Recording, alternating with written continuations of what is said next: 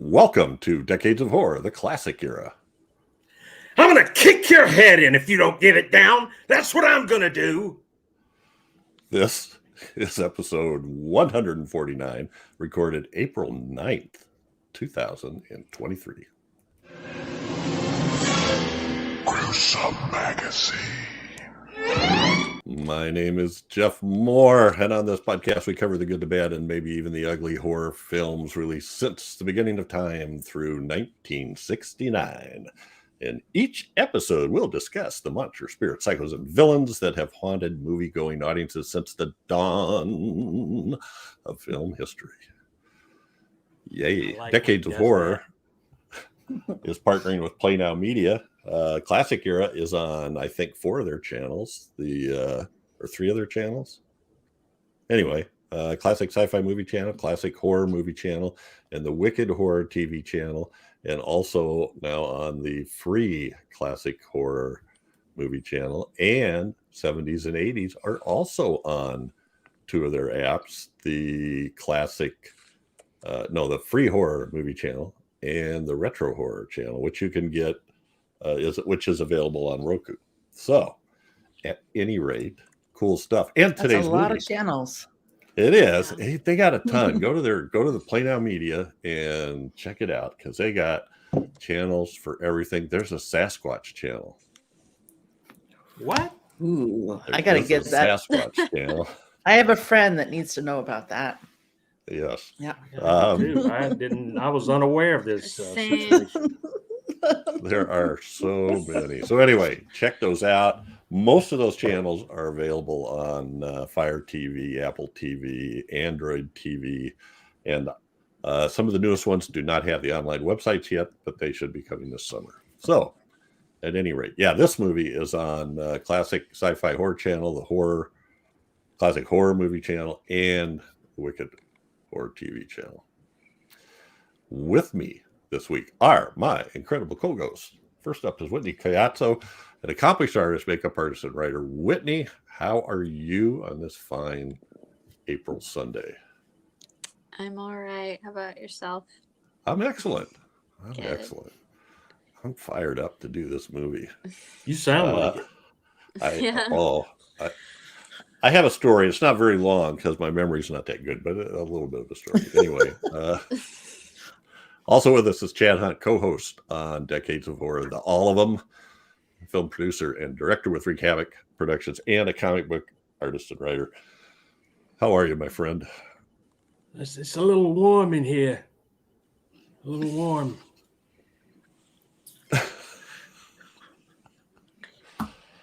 Fine otherwise. Also Is with that us. the Rodney Dangerfield? I don't know. Oh, okay, That was a got little, it. yes, there it is. And I can't I no get it respect now. on top of that. Yeah, I get it. I tell you, I got to explain everything. Nobody gets like you. Also with us is Daphne, who is awesome, stupendous, and likable as hell. She of the lights. Ah, shoot. Oh, how are you, Daphne? I'm good. I'm great. It's always good to see you guys. Well, and I have to point out that 2 of the coolest women in horror, the podcasters whose names end in I love it. anyway. All that work. I know. It took me a while to go roundabout. So worth it. Okay, on this That's great. podcast, we'll start by giving some basic details of the family we are covering, followed by each of our first impressions of the movie, and then we'll move into general discussion of whatever trips our triggers. And we surely do hope it relates to the film. So, our topic today: X, the Unknown, from 1956. X I the noticed that- Alka-Seltzer. It kind of looks like chunks of ice or something. I don't know. Yeah, there it is, X. And it's weird. Every single poster of this movie has X ... the Unknown. But the title frame It's for of the dramatic movie, effect. doesn't say that. Yeah, it is for dramatic effect, I guess. So, directed by Leslie Norman and Joseph Losey, who was uncredited, and we will talk about what happened there. Written by Jimmy Sangster. The cast includes Dean Jagger, Leo McKern, Edward Chapman, Peter Hammond, Anthony Newley, Ian McNaughton, and Michael Ripper. This is a Hammer film production. It was filmed in England at the Beaconsfield gravel pits, and it's pretty obvious which parts are the gravel pits when you watch this movie. Gerrard's Crossing and Bray Studios. Filmed January 9th through February 1956. Released September 21st, 1956 at a London premiere, and then countrywide in the UK on November 5th in 1956. And finally in the US in May 1957. A couple other names, and I kind of look for ones that when they translate, they don't mean the same thing. And I just, this one's from Brazil, so I'm assuming it's Portuguese. So, O Estranho de Mundo Perdido, Stranger from a Lost World. Which doesn't, I don't know, I guess it's a stranger, but he's not from a lost world. I don't know. And then in Spanish, do you know that word? I'm trying to take a look. It's a little small for me. Oh. Hang on. Lo desconocido? Desconocido? It says that means the unknown. Lo desconocido. Is it to fall? Or falling? It says the falling? Unknown, but I don't know. I think it's like desconocido. I think that's like to fall, like descend. So it's like fall. Okay. Interesting. I know not anything other than what Google Translate says, which I know is not going to be all that good. So, the synopsis. A radioactive mud-like creature terrorizes a Scottish village. Way to be concise. And that's the creepy. That's it. That's the X the unknown. That's it. So it's got a huge noggin. And I tried to find what this was made of, but I didn't find anything specific about it. So let's get into first impressions. And this one is Chad's pick, so we'll let Chad go first. Did I pick this? You did. Okay. Didn't we? Yeah. I did. Okay. This is. I've known about this movie for years, heard about it and everything, but it always looked like one of those cheapo B critter movies, monster movies, and so I never really was interested in it. It Conquered the World, X the Unknown, in that kind of vein, I thought it was. But this is a little bit more sophisticated than your average B movie fare, I think. So this is the first time I've actually watched it, and I love movies where old bald guys are saving the day. I love it.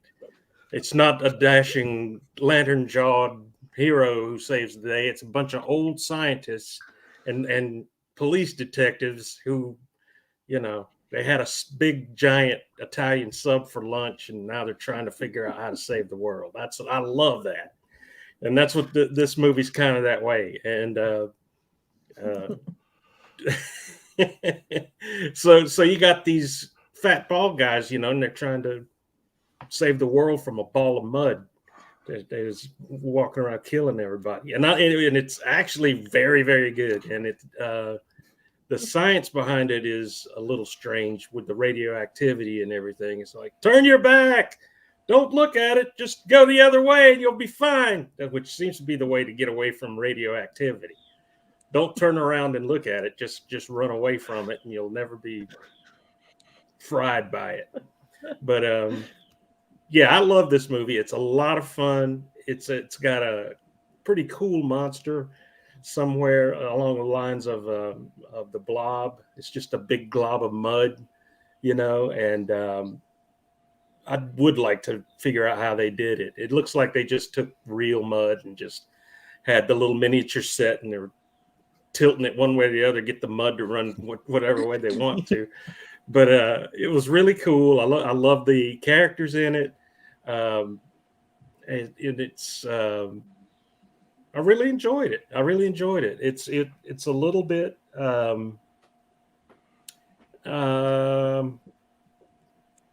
it's not boring. I'll say that. It keeps you going to find out what's going on and everything. So for a first time watch, first time ever seeing it and everything, I really, really liked it. And that was my first impression. Yeah. Okay. In the mud. Thank you, sir. And you're welcome. Next up is Daphne. Had you seen this before, and what do you think of it? Well, I saw it before, but not very long ago. Maybe last year we were going over another Jimmy Sangster movie. I can't remember which one, and I thought, I want to watch more stuff. And so I saw this, and I really enjoyed it then, and I had a lot of fun watching it again.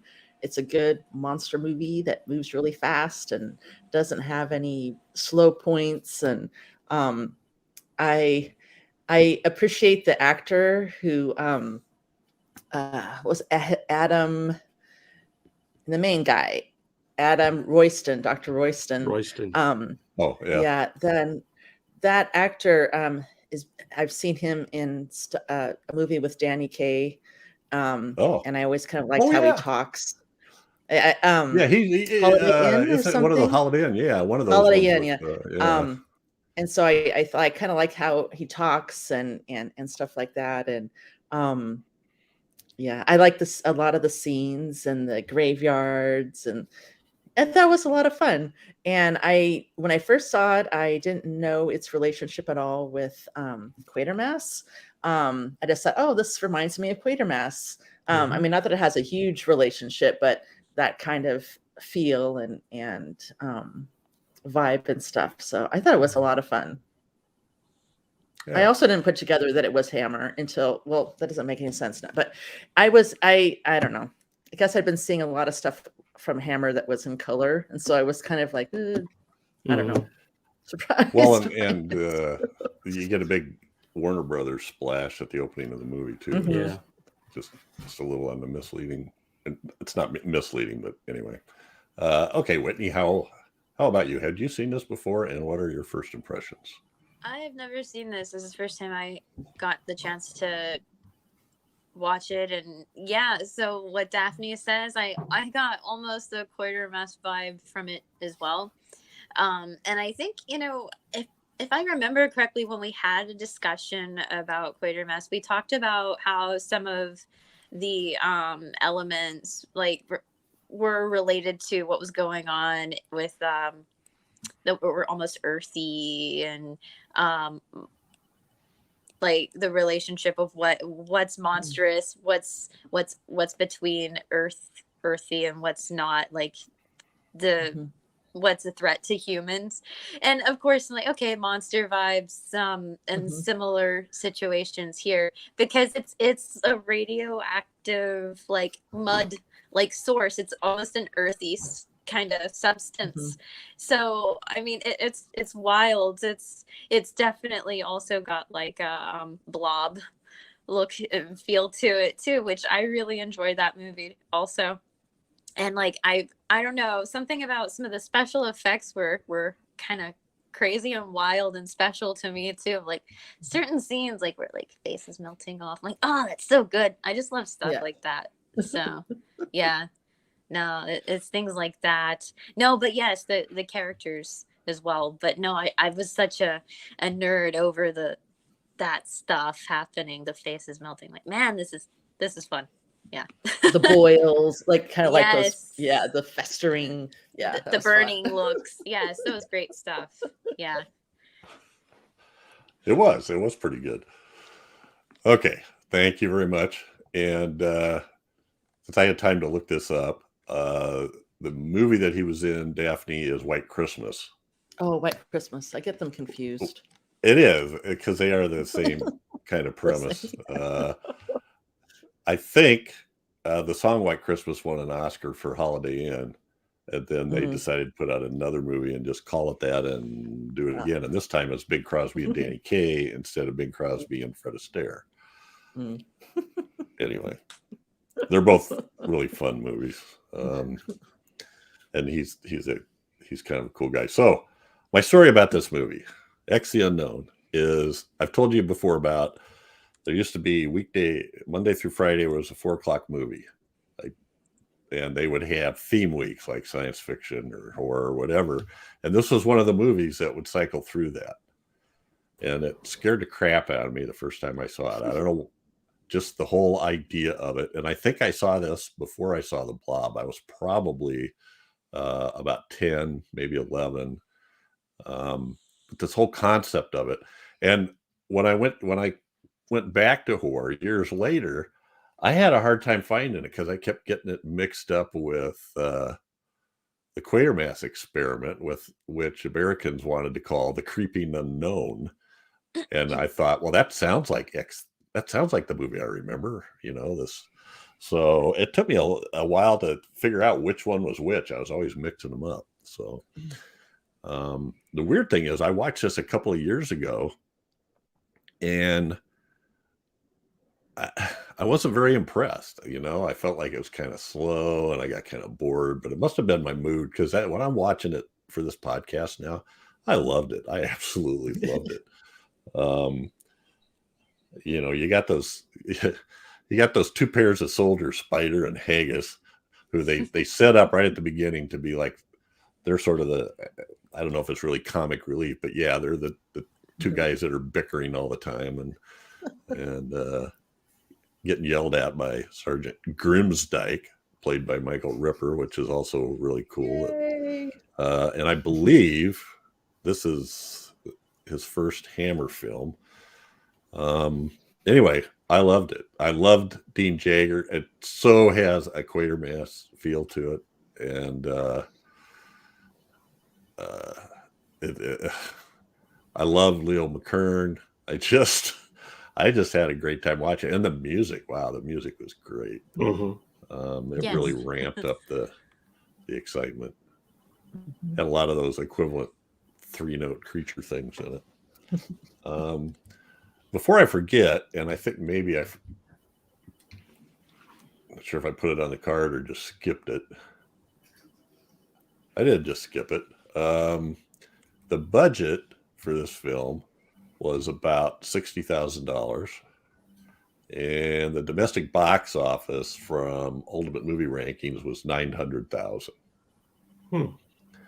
And for that time frame, when it says estimated on Ultimate Movie Rankings, they do some kind of calculation based on what they know, or or even ratings compared to other similar movies and that kind of thing. So I don't know how concrete that is, but it would have made money. And I believe. Jeff, did you sorry. Yeah, go ahead. Oh, I was just saying, did you say that this was Michael Ripper's first Hammer movie? I think so. Wow. That's cool. I heard that in a commentary, but I didn't double check it. So, because I was always, the whole time I was there looking, I'm like, oh, there he is there, and it's funny to think that if that was his first movie, that was just the beginning. Yeah. Threatening to kick people's heads in.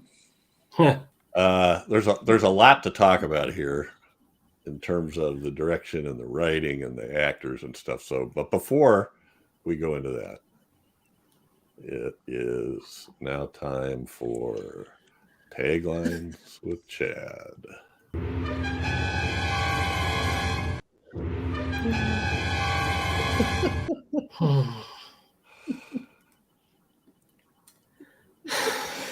You love it. I always get a kick out of how it's like he's all swat, and then when it's it slowly dawns on you that we're at Taglines. Well, I always have a little part of me that's going, please forget about it. Please forget about the segment. Okay. These are great taglines.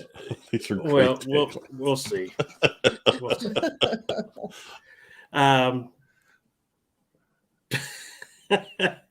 Okay. First tagline for X ... the unknown is nothing can stop it. Okay, I see I've overwhelmed everyone with that one. Let's move on to the second. What will we do? What will we do? Yeah. Okay, all right. What prop can I use now? Let's see. Okay, here we go. Can anything, how do you say, escape its terror? Nope. Anyone? Nope, not a chance. You in the back. Anyone want to try to look on answering this one? Okay. Then, all righty. Then on to the third. Well, it rises from 2,000 miles below the earth to melt everything in its path. What's its name? X. X. We just call it X. We call it X. Not the drug. But this is more like a mud monster type thing. Always in my damn backyard bothering my dogs. Anyway. The next one. Machine gun bullets, dynamite, flamethrowers. Nothing can stop it, which answers the second tagline. Question. We could have combined them, but I wanted to hear it twice. Okay. And the last tagline for X the Unknown, finally, damn it, is it kills, but it cannot be killed. And those are your taglines for X the Unknown. Thank you for joining in and helping me out on those. All right. So before we go any farther, we can look at these posters. We're going farther after those tagline reads? Okay. We have to prove that it can be killed. So a lot of these posters are real similar, but there are a couple of things I wanted to point out. So this movie was originally supposed to be in collaboration with RKO Pictures, but before it actually came out, RKO went out of business, or they dropped the film, one of the two, and it was picked up by Warner Brothers. So this poster, if you look there next to Dean Jagger in tiny little print, it says Warner Brothers on it. I think Warner Brothers took over, did a lot of the distribution for Hammer Films in America, didn't they? Yeah, and but you can still get one that's got RKO on it. Oh, that logo by Dean Jagger's RKO Pictures. So I don't know. They must have had the marketing already to go. I think they literally had everything ready to go. Here's a couple. This top one, I just put that on because it's got those little rays coming out of the corners of the X. Just thought that was cool. Awesome. Every one of these. You're easily amused, aren't you? I am. Almost every one of these posters has that same arrangement of people around across the bottom. Some of them are stretched a little tall. Some are squished a little, And then there's an ad for a double feature. 2 atomic shockers, X the Unknown, and the Cyclops, Nature Gone Mad. I don't know. I love old ads like that. Yeah. And then this top one, I'm like, this makes it seem like Dean Jagger is X the Unknown. Yeah. It's just a silhouette of his face. It's funny. It kind of makes me think of M, but like if Dean Jagger was M, he's X. Check the back of his hand, or check his, his back of his coat. Yeah. And then the bottom one is it's a British poster. The not suitable for children symbol is on there, and then they're using a black background for X the Unknown instead of blue. Otherwise, same thing and same taglines. Now it definitely was not for children. It some of wasn't. those scenes were pretty gruesome. They were. Like Whitney brought out, we were talking about before, the melting faces and Yeah. and, Did I speak too soon on that? no, No, I'm glad you mentioned it because it's definitely there, and No. it's there not a lot, but it pops up all the time, way more than I was Well, you go like 55 minutes before you actually see an X. Right. That doesn't mean we don't see the effects of X. People are killed. Exactly. Now this is our usual double language one, and I don't know for sure. Mm-hmm. I when I punch it in, it says the top one is French and the bottom one is Dutch. The bottom one definitely looks Dutch. And they both translate to X the Unknown. It's closed captioning blurb right there says X the Unknown. So yeah, right under there. The superhero captioning up there. But we got the same it just people. Looks like it looks like the X-Men comic logo on the comic. Almost. Well, it's interesting to me how they play with the font of the title and the background colors, but the artwork of the figures in the bottom is the same in all of these. I didn't know Mickey Rooney was in this. He's down in the lower left. Kind of. Here we get a totally different posters. These are two Japanese ones, and I really hope you can see this. If you can, I might try to upload the full thing. Yeah, you should be able to see it.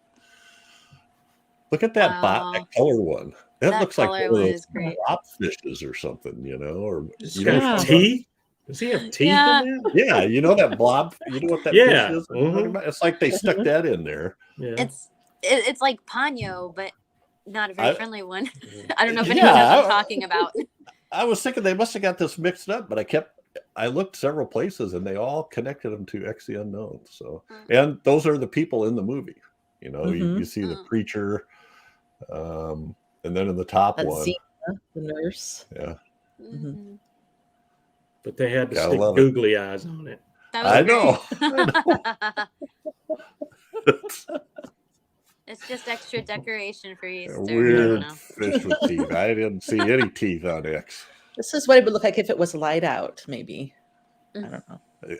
It could be. He kept his back to everybody. He climbed out of the hole backwards.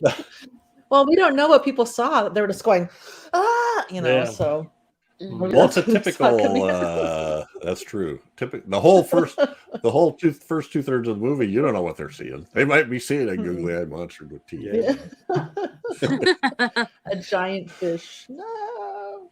And this one is really different, and it's pretty cool. I don't know if it's an artist thing or what it is. Oh wow, that's I really like that.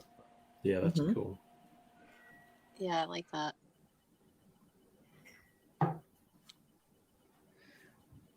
I didn't really go in. I couldn't find an artist mark on it anywhere where it came from. So anyway, I didn't really go into depth about in the research about reactions to Cold War and stuff, but I wonder when I see stuff like this if it's somehow that's involved in it or something. But if it was made much later, then that wouldn't be the case. Well, U.S. films, everybody thinks they're about the communist threat, but when you talk to the filmmakers, usually they're, if that's what it's about, it's only because they know it'll make money. Nobody's actually trying to send a message, is what it seems like to me. I don't know. One thing I want to comment about that last poster, there's a skull right there, isn't it? Like behind the X. Oh yeah. So it made me think a little bit. Flames, it made me think a little bit like, okay, what's the correlation with skulls? I'm like, oh wait, the melting face. You see the skeletal face. So yeah, but that's I didn't see that, but now it seems so obvious. It's just right there in the middle. Yeah. It took me a moment. Like, wait, is that what I thought I saw? Yeah. Yeah. All right. So did you guys look at all into the direction and what the story was behind that? With who did the directing? Well, that it started off with Joseph Losey, and then he got booted, and Leslie Norman came on and did it. Mm-hmm. Yeah, what I read was that supposedly, well, it seemed like they never said for sure, but that Dean Jagger didn't want to work with Losey because he was blacklisted. But then I also saw that it was because, Losey maybe had a health issue or something, or just left or something. Is that what you found, or was there something else? Well, that's what I saw, but I was listening to. So I have the Blu-ray because it's one of the ones that Richard Clemenson, our friend, does. Oh, does he? The Men of Hammer. Oh, yeah. Awesome. He does the Men of Hammer piece on Jimmy Sangster in that one of just cool. 17 minutes of him talking about his experiences with Jimmy Sangster. But awesome. There's also a commentary from Ted Newsom, and he says he just doesn't buy this whole Jagger story because he's looked into his background and he can't find any politics anywhere in any of his background where he came out as an ultra conservative or whatever. And so he just doesn't really buy that. And he thinks that maybe it was, this is when Howard Hughes owned RKO, and then the producer Saul Esser from RKO were both big big proponents of anti-communism, and their Esser in particular was in the original meeting of the Hollywood big shots to decide what to do about the House Un-American Activity Committee, and they came up with this idea of the blacklist. So interesting. That was his take, that he just doesn't buy that it was Jagger, that he's never heard of him being difficult or never heard of him doing anything like that in relation to politics or anything, or having anything to do with that. So I don't know. That's what you see, in the official sources. Yeah. So this was just kind of I don't know if he's a film historian or not, but he kind of was trying to think of what other possibilities there were. But according to them, Losey did everything in relation to this movie, including the casting, and directed the first couple of days even before Norman came on. And then I was also reading that some of the scenes that he directed were in the film. Did they talk about yes. In the commentary? Did they talk about that? I didn't catch if he said which particular scenes they were. But he did say there were still some scenes in here that he directed. And the thing that he's most, it's funny that you mentioned M, Chad. The one movie I can think of is he directed the remake of M that starred Patrick Wayne in the early 50s. I think Daphne mentioned it. Oh, did you? I'm sorry. If you take, I don't want to take any credit from Daphne. She'll beat me with a spoon. Well, you said something about having the M on his back or something. Yeah. That's. Oh well. You ever been chased around with a big wooden spoon? I have. Yes, I have several times actually. Yeah. Mine was a yardstick. How does it feel to think you were abused? Does it? No. You guys it made me a lot funnier. I had somebody. Yeah. Yes. Well. Spoon, sticks. It's hard to hit you when you're laughing. Right? Call the sandal or the chancla. Shoes, yeah, the chancla, yep. Smacked with those a couple of times. It's like when I'm with my aunts and my cousins, I'm like, "What? It was him, not me." It's like a boomerang, and hit you and it go right back to your mom's hand. And when the yardstick breaks, it's good to not do the Three Stooges. Ooh, ooh, ooh, oh.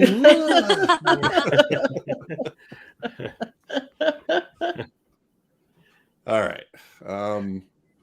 So yeah, so that's the direction. I really wish Joseph Losey would have done it. What I hear is Norman didn't really want to do it, but it's a good movie.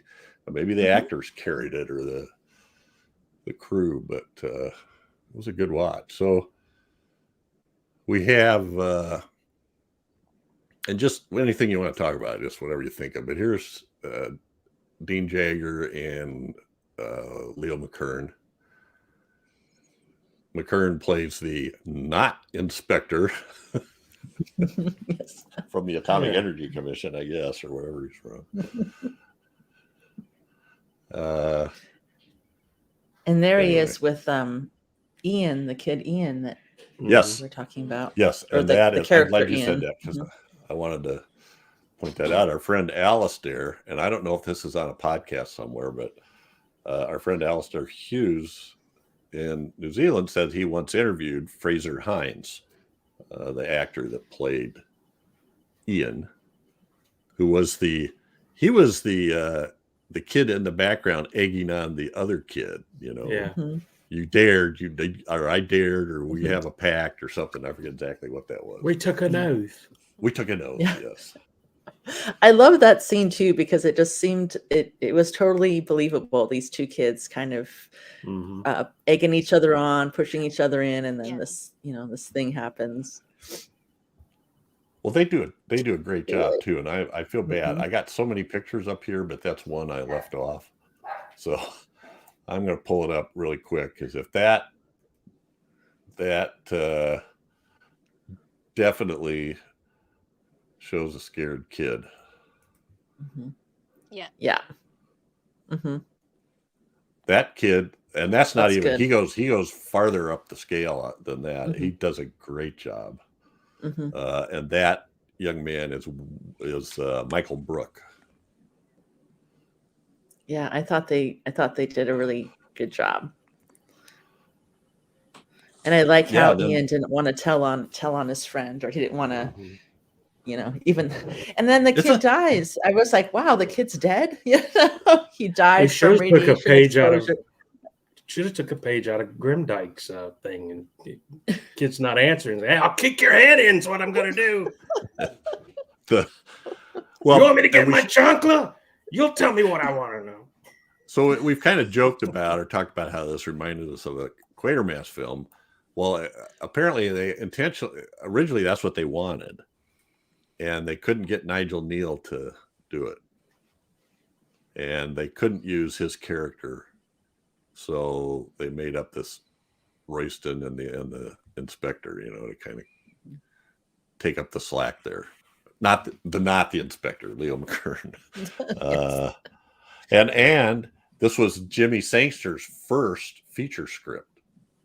Oh, really? Very first one. Up until then, he was like a production manager. And in fact, I always forget this stuff, but he started as a clapper boy. When he was like 15 or something, Wow. Moved up to production manager. And then at some point they said, well, you want to write this script? Well, I'm not a writer. Well, we were shooting around ideas and you had a good idea. So, even if we don't use it, you can still be the production manager. So that says really good. Really good script. It is a really good script. Well, and to what you said about the young boy Ian, when Royston is questioning him and he doesn't want to do it, how Royston, says, well, your friend is dead now, and I think he'd want you to tell me so we could keep this from happening. Oh, you really think so? It just is really just felt real. Right? Yeah. So yeah, kudos to Jimmy Sangster. What? I fell in the rat hole here. Dean Jagger. Anybody else look up his credits? No. Well, I know of one. Okay. Well, I know of two. Not that White Christmas, but White Christmas. Columbo. He was in Columbo. So the top one on the left is 1936, I believe, Revolt of the Zombies. Huh. And it was supposed to be sort of a barely connected sequel to The White Zombie. Huh. took place in, I think it took place in Southeast Asia. I'm not sure. I don't know. But it's voodoo zombies. And he's got hair. Mm-hmm. And then the small shot there with him bald and in the uniform was from 12 O'Clock High, for which he won an Oscar. An Oscar, yeah. As the head of the squadron who could no longer, at some point, he broke. He couldn't send his guys off to die anymore. And so they replaced him with Gregory Peck, who had no problem killing people, I guess. But he's a good actor. Okay. Mm-hmm. The next one down, the grizzled old prospector with the hat. Anybody have any idea where that's from? I don't know, but look at that Technicolor fly, boy. Mm-hmm. That is Vanishing Point. What? Yeah, with Barry Newman. He was a guy that's encountered along the way, a prospector. It kills a snake. I don't know if you remember that scene or not. He kills a rattlesnake. That's good. It's been a long time since I've seen that. But... And then the very bottom picture. I remember this from somewhere, and I can't figure out. Alligator. Alligator oh from God. Was that 1980? Yeah. With never mind. I know. I should know the director too, and my mind's just gone blank. Yeah, not coming. You're looking it up. So anyway, we're talking about Dean Jager anyway. So, but I just thought that was cool, and yeah, he was in Columbo. He was in lots of TV shows at that time. I just think he's perfect for this role. What about you guys? Yeah, I loved him. Man. Oh, yeah. He has. He had that somehow he was able to kind of joke and I don't know. There was almost a warmth to him, even though he was also, he was very focused on his work, like how you were saying how he talked with the kid, and how he talked with the not Inspector Mac, and then that we had talked about maybe the quote about how he would be very unusual, or the blob coming in through the holes and stuff, and they were talking about how it would be a very unusual. I don't remember how it went, but I just thought he had a lot of 1,000 gallons of oil. Could they come through that screen? Yeah, sorry, I don't remember that one specifically, but I really like how he delivered that, because it was, I don't know, it's just very charming. Well, he uses that. It kind of makes me wonder, because he's got a cane, and he uses that cane masterfully. I mean, that cane is like second nature. He hangs it on his arm without a second thought. He's using it to swing around and point at stuff, and it's just he didn't need it when he ran. No, or when he jumped out of that truck that was like super high. Yeah. He's got that kind of a, what do you call that, a watch cap that's stocking. Yeah, I love that. It looks so good. I like that too. Yeah, there's so many scenes. I love the scene where he's talking to, I think he's talking to the major. And how deep is that thing? Well, and he just looks at him and throws a rock down it. He goes, bottomless then. Well, we haven't really figured it out yet. Then he gets with his this other guy, Peter, I think. And the major says you said it was a bottomless hole. Did I? It's like that was actually kind of reminded me of a Columbo thing. You get him to think one thing and you never really said it. Right. So and he was definitely like, no, I wouldn't say something like that. That was a vibe I got, was like, I wouldn't say that. That's not scientific. Well, I'm sure it's not. And I don't know if he'll listen. I don't know if he'll listen to this or not, but I thought of our buddy Joseph Perry too, because he always talked about the level of science he wanted in his science fiction movies, and this was it. This was right there. Yeah. It was. What if this thing was down there for thousands of years? Couldn't it develop intelligence too? Huh? It makes sense. Prove me wrong. I loved how they had the little. He said that the piece of mud that he had in that little jar was no bigger than a pinhead. Yeah. and it was enough to kill everybody in the room if it was they were exposed to it. And this blob comes out of the ground.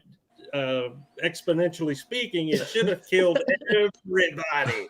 Within 100 miles or yeah, something. but they're running right up on it, going, throwing Tonka toys and stuff at it. Like, get out of here, you old monster, you.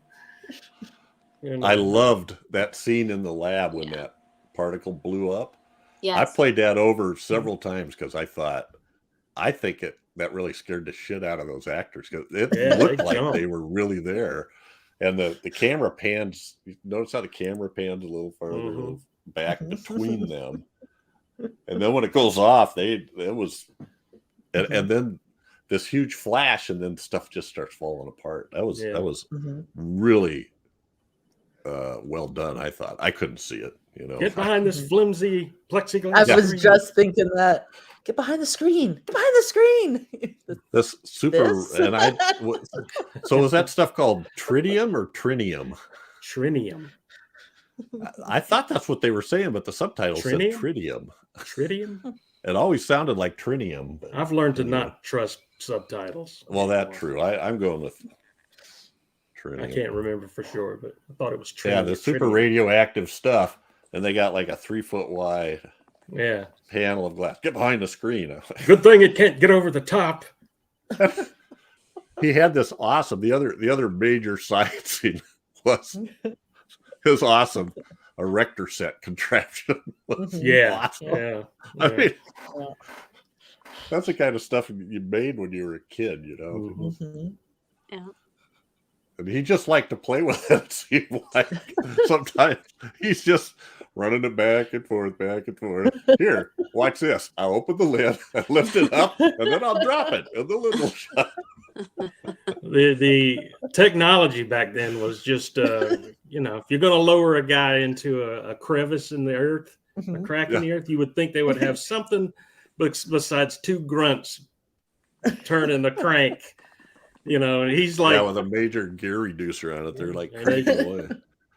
The guy's down there, and he's like, lower me down. And he sees raise me back up again. And them guys are like, and then he's still just going. Luckily, X wasn't fleet of foot. I thought that was great too because you do it. I thought, okay, surely they would have something that had like, a ratchet or a stop on it, so if you let go, it wouldn't spin free. But sure as heck, they must have clicked it or something. Because we got a big one.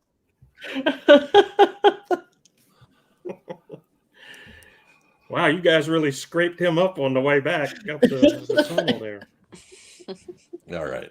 I hit every protruding rock on the way in. What else do I have? Oh, so Leo McKern. Now, I'm going to have a hard time remembering the names of these movies now. Let's go to the second one. Recognize that at all? Mm-mm. That's from the TV series The Prisoner. Oh, there's the oh my gosh, the ball, yeah. Ah. And then the bottom left is The Omen. He's that Budenhagen character that's got the daggers. He's laying the daggers out there. I didn't even recognize him there. And he's also in Omen 2 for a little bit anyway. It's been a while since I watched that. I love that movie. I need to watch that again. So much and fun. Then what he may be most known for most general public is Rumpole the Bailey, which was a BBC detective series that was on. They showed it on Mystery on public television. And that top picture, I'm trying to remember, it's The Day the Earth Caught Fire from 1961.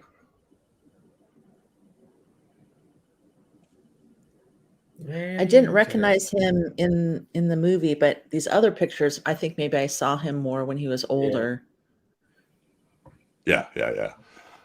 Well, yeah, he's pretty recognizable as he gets older. Mhm. And this is Yeah. another actor who had a glass eye. Really? Oh wow. Wow. And they said that he on Rumpole the Bailey, he used to take it out and he would pull eye pranks on the crew. I don't know, but That's what I'd do if I had one. Oh my God. You got to. Yeah, you have to. You have to. I'd drop You in would. people's drinks like an ice cube, and when they go to drink, there'd be an eyeball floating. Yeah. I'd do all kinds of crazy stuff. Oh my gosh. you could set it in a glass and pretend like you were in a a Bergman film, you know. Yeah, you could do that. Be pretentious about it, though. I would do the one with the eye across I would move the eye across, like put it on the other side of the wall or something and say, I'm watching you. That's what I do. Crawling I like eye. Yeah. Yes. Put it in potato Hook salad. it up to one of Potato salad. Talk about easily amused.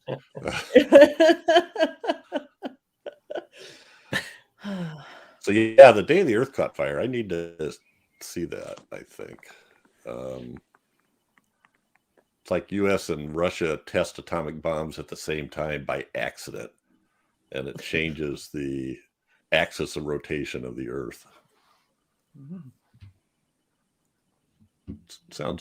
It could happen. Sounds interesting. Yeah. Yeah. Anyway. He was good too. I love there was one scene where I didn't notice it the first time I watched it, but where Mac is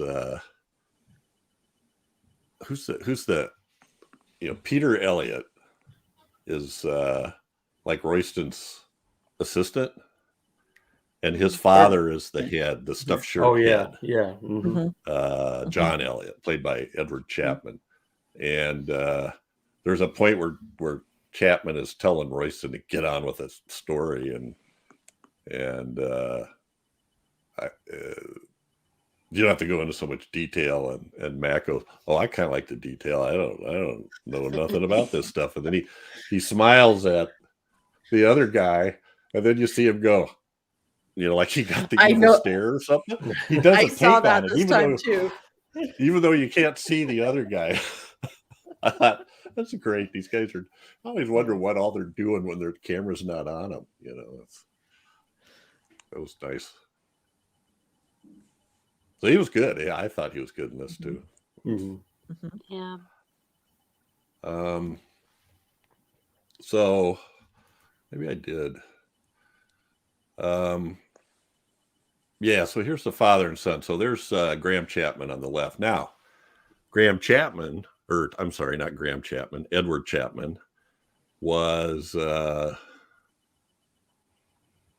was a story about him that when Sir John Gielgud got arrested for soliciting, they had a name for it, and I forget what it was.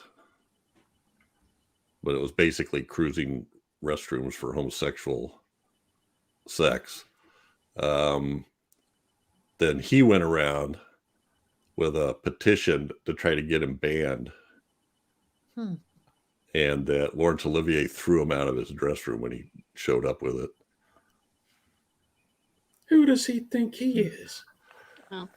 Well, it was still, we've seen enough stories about that in England at the time, how harsh the laws were, and the judgment was of the government, although the people never really held it against Gielgud. So anyway, but he is generally plays parts like this, these sort of stuffed shirts officious. And then that's his son, who's played by William Lucas, next to him. And then, of course, McKern and Jagger. And this is down in Jagger's little laboratory after his... Apparently, it came and stole his tritium. His speck of mud. Yeah. I love how he was just sitting there rolling a cigarette, looking at it, Yeah. just like, Yes. This was what an happened everyday thing. here? What happened? That's not here? something you could fake. That guy knew how to roll a cigarette. He's You just could taking look it pretty in, bad. trying to figure it out. See, now this bottom picture is what I'm talking about. Every time he looked around, his face should have melted off. Yeah. He did. You know. He did seem to be able to get a lot of exposure without really having much. Right. Yeah. Well, the preacher kind of does that too. I mean, Yeah. when he goes and saves that little girl, and Yes. there's a couple places where people get right up in their face, it seems like, and they turn Mhm. around and run away, and nothing happens. Yeah, But they yet, should have disintegrated. the boy Willie dies Mhm. from it. So, Mhm. Mhm. so yeah, that's it. That's the typical. Are you sure you want me to go save that girl? Because I'm pretty sure you can make another one that looks just like her. You know, with that scene, you know, because, you know, I wasn't really expecting the boy to die. I Right. was actually, I was I didn't actually either. surprised. And, you know, at that point with that little girl, I'm like, okay, so the boy, he's gone. I probably should just let this happen to me and brace myself for this girl to go too. I'm like, oh, never mind, because of that priest who just came right out and grabbed her. I'm like, wait a minute, but like Priest you guys wouldn't are have had any idea. Yeah, so he, yeah. And like you guys are saying, like all of this exposure, you know, being right up and this stuff, touching the ground, touching the Yeah. surfaces. I'm like, where's the logic with this this? tastes funny to you? Yeah, I was waiting for him to taste it. Yeah. Yeah. That's the usual. Yeah. Ew. Crazy stuff. Get that Oh, towel and that over little there. kid was running around. I was like, there always has to be some little kid, that Right. just like Oh, that yeah. has to run towards it, and then someone has to come and get the little kid. Yeah. After the boy, I wasn't all that sure about what was going to happen either. Same here. Exactly. Yeah. Mhm. Like what Whitney was saying. Yeah. Well, yeah, Jeff, he tells the guy to go over and get a towel, and he goes, it won't wipe off. And he's like, Yeah. no, you'll be on there for quite a while. What'd you tell me to go get a towel for? Right. That's Exactly. what I was thinking. Go get a I'd towel. kick Towel's your head over in. there. They won't. I know. I knew you wouldn't believe me. You'd have to try it yourself.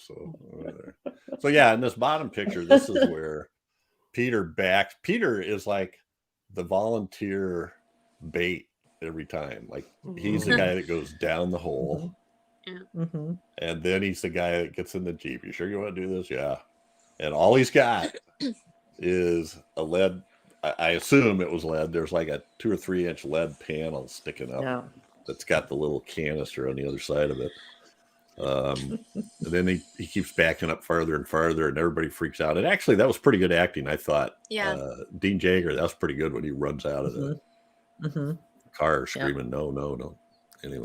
And even then, I thought he was going to be a goner just by how much time and how much things were messing up for him. I'm like, all right, yeah, this is it for him. And like spinning in the mud, the wheel, like that was stressful enough.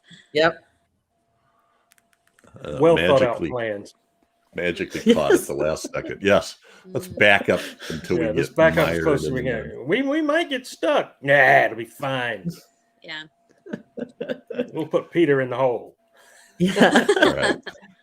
Now, Chad alluded to these guys, and I just had to put the progression of their parts in here on this shot. That's pretty much for messing around. The only thing I left out was the phone call. Meet me in 2 minutes in the radiation room. The other nurses told me what a good kisser you are. So now I want to try to kiss you too, but see if it's all true. What took you so long? That was so ridiculous.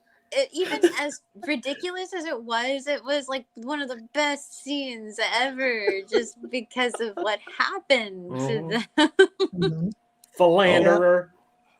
Yeah, I guess we should go to that now. The show some effects. Well, and I liked that the lights came on in the machine to register that something wasn't right, and she was like, the lights are on. Is it your magnetic personality? Yes, that was great. That was good. Oh my gosh. My finger Everybody got just big. calm down here. So that middle shot is what happens Ah, to him. yes. Yeah. I love that. That One of was the This first is the melting good face stuff. Yeah. scenes, I think. And then the one on the top, his His finger got big. I don't know what. And then there's some, it's hard to see in this, but there was like liquid squirting out of his thumb. Did you see that? Oh, really? yeah, you I can missed see that. that. Oh, I didn't see that. That's wild. I missed that. We're gonna my have to gosh. rewind and look Yeah. at that part again. Well, it's not, your attention's drawn to his forefinger. Right, Right. right. You can That's kind of see true. it here, coming down at an angle there. Anyway, Mhm. and then this bottom skull was the one Peter found at the bottom of the hole. Mhm. I'm trying to think. So the first time that they started showing the effects was with the soldiers, right? When you first Yes. saw him die and then his back. Yeah. Yeah. Okay, and then the little kid died, but you didn't see it on him. You just saw them looking at it. They showed some Did they? on his front. Oh I my thought. god! Yeah, they did. Did I they? forgot. Well, I thought. And then this is the first. Is this like the first real full on super like Meltdown. explosion? Yeah. Yeah, full on meltdown. Yeah.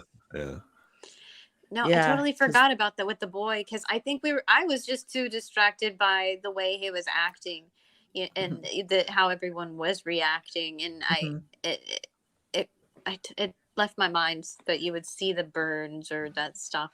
But gosh, but now that we're talking about it, I like how they kind of slowly did that. It was like, so now you knew what was going on with the boy because you had seen the skin on the soldiers. And so you could picture, oh my gosh, what's happening to this poor kid underneath that, when she shows the doctor his skin. And I suppose he's when the mud or the stuff is getting stronger from consuming radioactive material. I don't know. I just thought it was well written.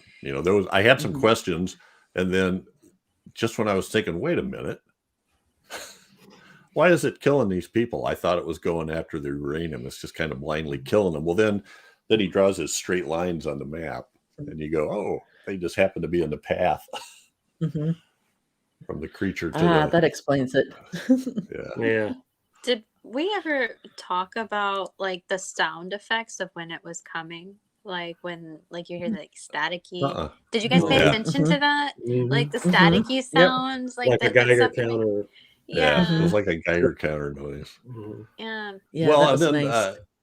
Royston had that thing set up. Like he was, again, this reminded me of how we get these movies right in a row. Fantastic Voyage. They had the little oscillating things on the guy's head. Right. Yeah. Now they got him on this one, and they're supposed to be neutralizing the radioactivity in this material. And he's using his radio as the test to see if he's got it or not. But using the logic of the movie, that wouldn't have done jack shit. What do you mean? What do you mean? It might have gave him a cramp in his side or something, but that's about it. It just anyway. It's funny. It worked. All right. So we got the couple. All right. Here's just to bring them up. Oh, I guess I did have that one of the boy, a smaller shot of it. Yeah. Michael Ripper is the quintessential sergeant. He yells at the lieutenant and the major use him to discipline everybody. Right you are, sir. The top photo with the kid. I really like how there was also kind of creepy stuff going on in the pictures, in the image. It's like the dark in the background with the lighting on him. It started getting brighter, and then so you have them like they start off as the rock pit. Chasing through the woods, but you don't know what it is. Yeah. And same with the graveyard. All of a sudden there was this graveyard and so I kind of liked the atmosphere of that. So and then the guy in the bottom is Anthony Newley. You guys know Anthony Newley? He I used to know him as a singer. On Yes. the Tonight Show, he would come on and do What a this over the fool I top. am. Or what is the name of that song? What a fool And here am he's I? just What a fool am good I? old That was it. corporate Well, he wrote it. Corporal He was a Spiderweb. songwriter too. Oh wow. He was nominated for Oscars for. He was a co-writer of the score for Willy Wonka and the Chocolate Factory. Oh wow. Oh, really? The first one, yeah. That's so cool. But I chose. So he was one of the pair. This is where he's Mhm. trying to machine gun the X with apparently an American Thompson machine gun that they didn't have at that time in the British Army. But oh well, that's that was on one of the little trivia things. But his partner Haggis was played by Ian McNaughton. So I knew Anthony Newley. Haggis. Sorry. Haggis, yeah. I knew Anthony Newley from when I worked in the theaters in like 69 and 70. I was an usher in the theaters in town here. And a movie came out from Playboy Productions called Can Hieronymus Merkin Forget Mercy Hump and Still Find True Happiness? I think so, personally. And Anthony Newley was Hieronymus Merkin. And Mercy Hump was played by Connie Kresge, who was, I believe, Playmate of the Year at the time. And Joan Collins was in it. And her character name, I believe, I know I got the last name right, was Polyester Poontang. Nice. This is, if you looked at pictures of the movie, it would make no sense. You know, it's like he's in like clown makeup. Milton Berle's in it. Not here seeing Milton Berle's in it. But Milton Berle's in it. Yes, Milton Berle's in this movie. So this was a big ad for the movie. This was a theater that you worked at? I did. It was a big thing because I was 16 and it was rated X. For I mean, there was a lot of frolicking around in bed, but there was no sex, if you know what I mean. That's a lot of nudity. But this was I'm pretty sure it was saying poontang on out loud. I totally forgot all that stuff. I just remember it making no sense at all. Roger Ebert gave it 3 stars.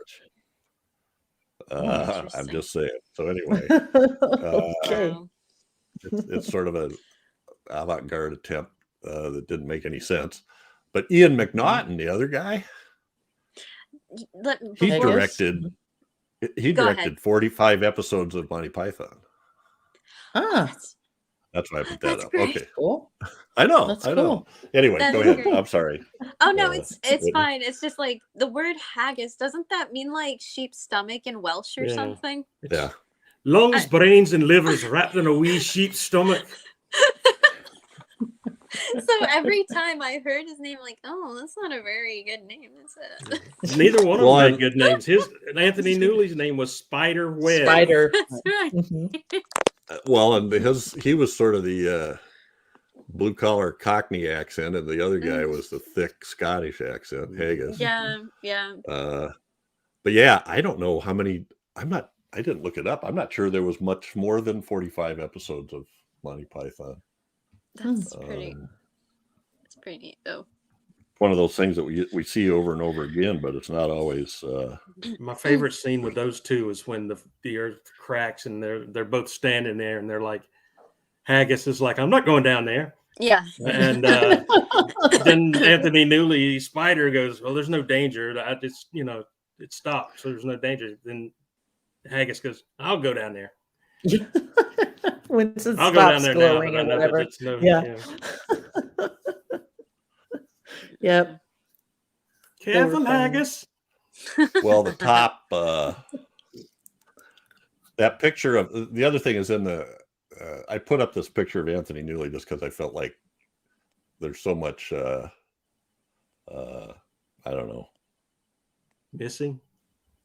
Objectification of women and stuff in movies. We might as well give equal time to Anthony Newley. He had no time, no problem with this. If you could read the top bubble, it says something about Hey, everybody. This is the movie that had a 10-page spread in Playboy. You're going to want to see this, you know. What? Oh boy. I'll forget about this movie 10 seconds after the podcast is over. Same. Oh, it's a really long one. If that It's a long. title. Now, it makes me want to look it up, see if I can remember that right. Polyester poontang, and then the other lead female was Mercy Hump. And Anthony Newley.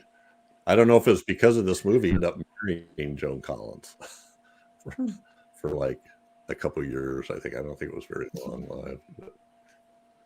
What did you All call right, special me? effects. There was some really. It was. Oh, I want this. It was awesome. They should have called it X, the chocolate pudding monster. True that. Yeah.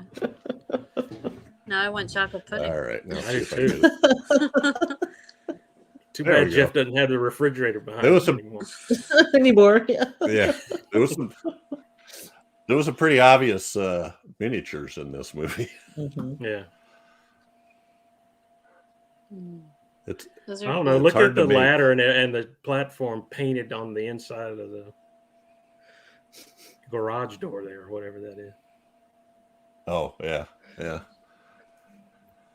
The middle picture Well, is the well- scene that I thought of when you were talking about how X was getting stronger with the more that it would take in, but yet it would just climb over. You know, you think it would just be like burning through Yeah. everything. Right. You know, You would think so. Right. If I saw that at the top, I walked out of my house and looked at that. I was like, man, the neighbor's dog pooped on my sidewalk again.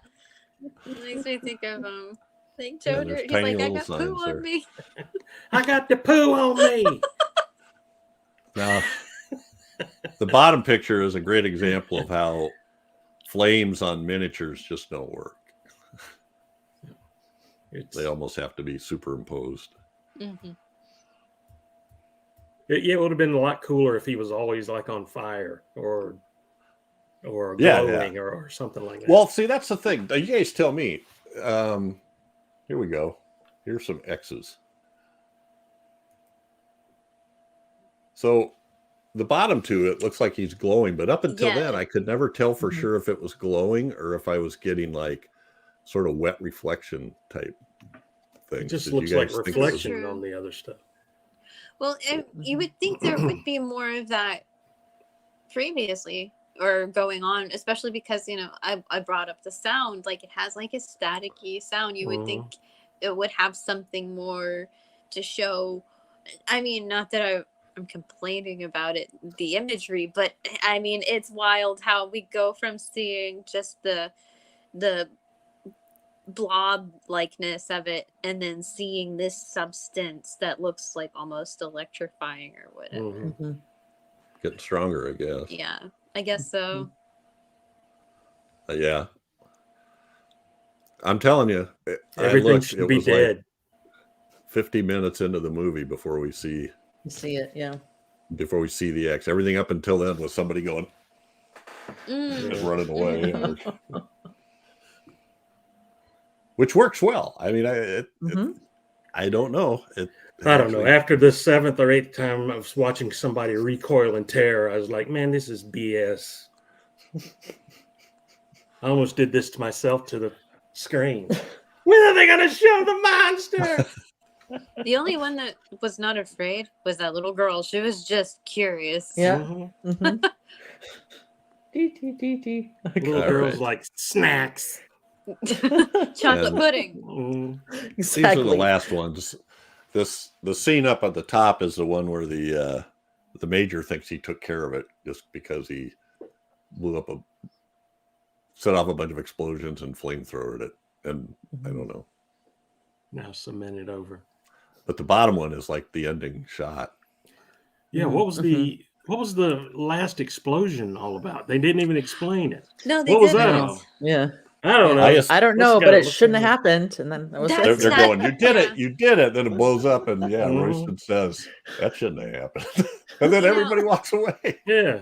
I walked away during that moment. I'm like, I guess I'm gonna have to go back and rewind that. I'm like, and then hearing him saying that wasn't supposed to happen. I'm like, I had to rewind it anyway. I'm like, wait, what's Well, that wasn't What? supposed to happen. I thought it was the explosion, like when the stuff blew up in his lab, that's what that was, only it was way smaller. But then when he says that wasn't supposed to happen, is that because he thought he got them, what was the magic scientific word he had to do with those? He had to synchronize his two the oscillating antennas. Okay. I don't know. I had great fun with this movie, and this is like they went, wow, Quatermass did good. Let's do another one. Oh, we can't. But it's a good one. It's a good one. When I was saying when I first thought, oh, it has a Quatermass vibe, it wasn't like, oh, they ripped off Quater. It was like, oh yeah, cool. It's I really enjoyed it. Mm-hmm. I did too. Yeah, same here. And then shortly after this was Quatermass 2. Oh, I know what else I was going to say. The $60,000 budget, $30,000 of that went to Dean Jagger, supposedly. I command a hefty price. And that money came from RKO. After the scene with the kid, he stands up and goes, "That's why you pay me $30,000." Boy, the kid's father let him have it too. Mm-hmm. Let's see Anthony Newley pull that off. Well, this actually got delayed because of the problems with RKO and Warner Brothers. So at first I was like, oh, I thought maybe that the Blob came out first, but this came out before the Blob. It did. Mm-hmm. And I'm trying to remember, Chad, do you remember what the Quatermass Experiment kind of has something like this, doesn't it? Which Creeping one? Unknown. The Creeping Unknown, yeah. But the Creeping Unknown was about an astronaut returning, and this blobby thing starts to infects his body and starts turning him into this goopy John Carpenter's The Thing type creature. But yes, sort of like it. But it had an eye. It did have an eye, like right here, I think, if I'm not mistaken. They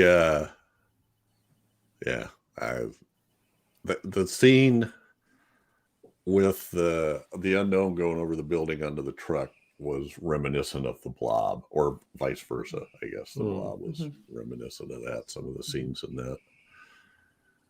All righty. Any final comments? Anybody? Could have been the same monster for all we know. Yes. Who knows? Make a great toy. Made the trip over. All right. Well, if we're done, I'm done. Are we all done? For Pete's sake, Spider that's and it for Haggis. Give me a break. That was one thing. I love doing these movies I saw when I was a kid, and finding out did it really scare me? Does it still hold up? And I think it does. This was a good movie, yeah. Mm-hmm. Okay, so we have one feedback for episode 148. Even the Wind is Afraid, which just went live yesterday. Oh wow, yeah. That's right. And this comment is from Jerry Chandler, and I'm just going to go ahead here and read this one. Really enjoying both catching up on my DOH, and we've talked about it. Bill said Jerry's just been socked up with overtime at work, and I think he's had training and all kinds of other stuff happening. So A, catching up on my DOH, and B, seeing how much the classic era has been covering films like this one. Loved so many of the foreign horror films that made their way to late night cable and or festivals. A bunch of the recent ones have been films I quite enjoyed back in the day. This one completely flew under my radar. Probably easy to do given how much good stuff is out there outside the borders of the U.S. You all made it sound interesting as hell. it'll have to go near the top of my giant and ever-growing must-see list. Yeah. You'll like it, What? Jerry. Yeah. Jerry That's will cool like stuff, it. Jerry. Mhm. That's cool stuff. Mhm. I think it was better than Book of Stone was a little different. This was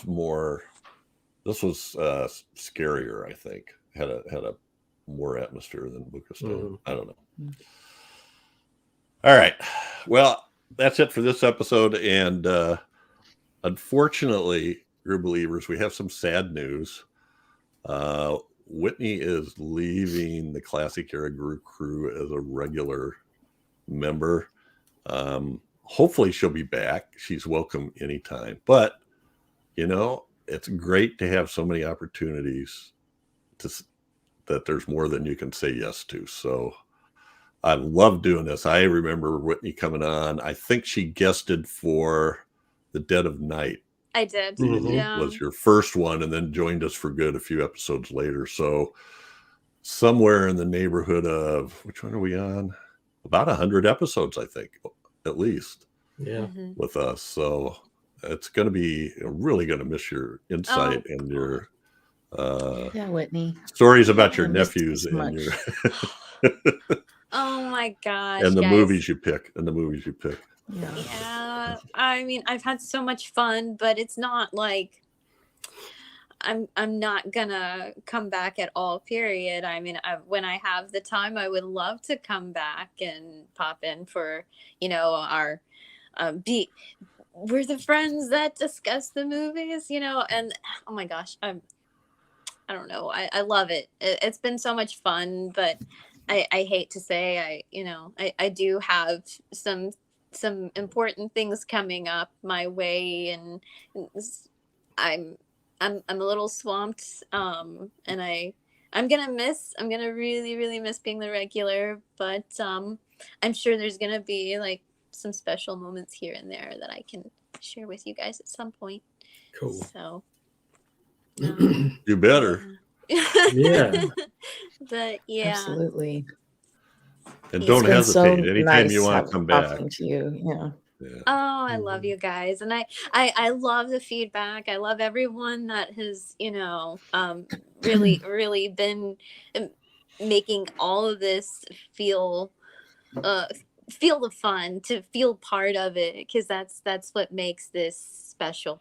So I mean, and I look forward to having those moments again. You always have a place here. Absolutely. And, don't wait for we're gonna miss you. You think of a movie you'd like to talk about, just tell us, and you're in. Absolutely. But no, I'm gonna miss this for sure. It's hard, it's hard when things get busy and life happens, and I'm like, I gotta come to a decision. It is. Now. It is. Yeah. And we completely understand, but we're still going to be sad. Yeah. But it's great fun. Too. It's been a lot of fun.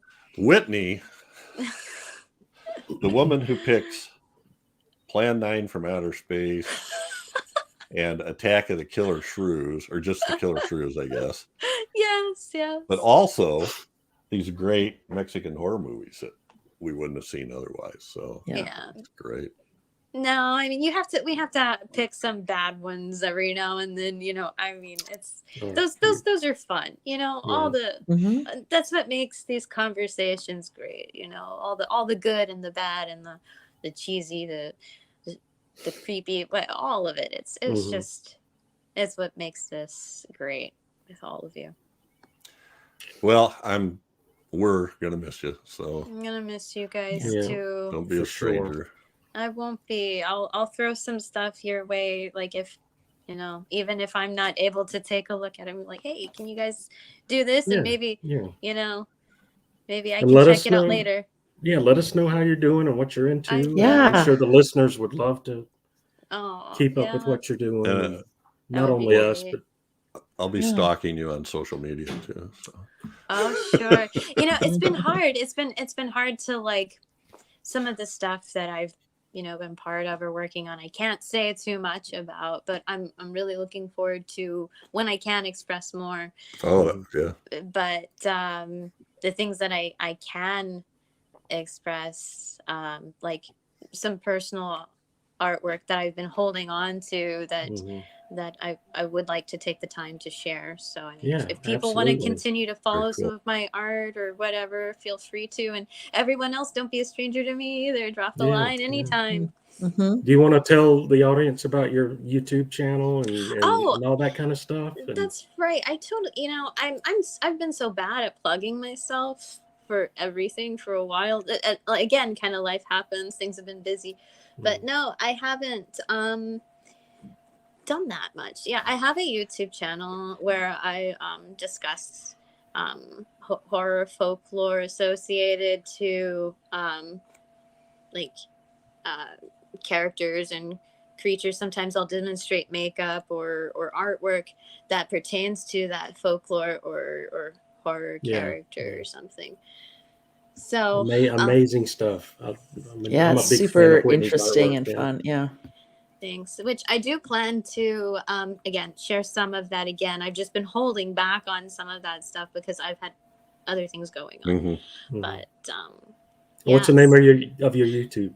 Oh, it's La Hechicera del Horror, Witchcraft and Gore. So, which means like the sorceress of the horror, witchcraft and gore. I'll put a link in the show notes. Yeah. Okay. Feel free to check it out. I mean, it's the same thing, if you're into the creepy stuff, or if you're into stories, check it out, or art, that kind of thing. So. Yeah. I love how you incorporate the art and also the story, so you can hear and learn more about the folklore and stuff. And seeing it that way, I feel like it kind of makes it easier to be part of it, or like take in the story, and just like be part of the story or understand it more instead of just reading about something. Or so I appreciate that. I did too. Thanks. No, I don't. I'm not. The only thing is, it's super organic. I haven't edited anything. I just sit there and I do my thing. That's fine. Yeah, that's fine. That's fine. It's very enjoyable to watch. Yeah, to watch. So but thank you guys. Grue believers, that's it for this episode. But every 2 weeks, we're still going to keep focusing on a specific film released between 1920 and 1969. And our next episode is our 150th episode. Chad, I've been going at this for over 6 years. Wow. Does that seem possible? It doesn't seem possible. No, I would have lost interest in something like this with my attention span. Yeah, most people get mad at me and run the other way at some point. Oh, I've been mad at you. You just don't know that. You have to tell me. I'm pretty oblivious. But anyway, to celebrate our 150th episode, we're going to do Rosemary's Baby from 1968. Yeah. No one will ever replace Whitney, but we should have another somebody joining us next time. For now, we'll keep that under my hat. Well, no, with me being Whitney, there can only be one Whitney. Right. You're right. And now we only have one woman whose name ends in. Now we're going to get some loser in here. There will always be two women who end in "nie." Yes, that's true. That's very true. That's very true. All right, guys. So everybody, please stay in touch. Leave us feedback on the Gruesome Magazine YouTube channel, for comments and stuff, or feedback at gruesomemagazine.com. Send an email or leave comments on the Gruesome Magazine's H&R and DOH podcast Facebook group or on the website of gruesomemagazine.com. They usually get to us. Also, if you want to be a Patreon, I know Doc is working on some added content for Patreon members for as little as, I don't know exactly how to work, but I know there's levels for $2 and $5 and $10 a month. But one of the things you get is, for instance, this episode, we're recording this on April 9th. It'll be out to patrons on April 10th, but it won't go live until April 22nd, I think. So One of the levels was going to be nude photos of myself, but I decided I need to maintain my integrity on the internet, and we decided to go with something else on that. Well, you could do them like that. You know, we could. Yeah. No, I'm not interested in that. Neither We could put banners. anybody else. Yeah. I'm stopping this conversation before it goes any farther. Someplace I don't want it to go. So. Is that really something that happens here? No, absolutely not ever. Catch us again here in 2 weeks for another great horror movie of the classic era, as only decades of horror can do it. Say goodnight, everybody. Good night. Whitney. Goodbye, Whitney. Night, We love Bye, you. Whitney. I love you guys. Love you too, man. Gruesome Magazine. And that was the wrong.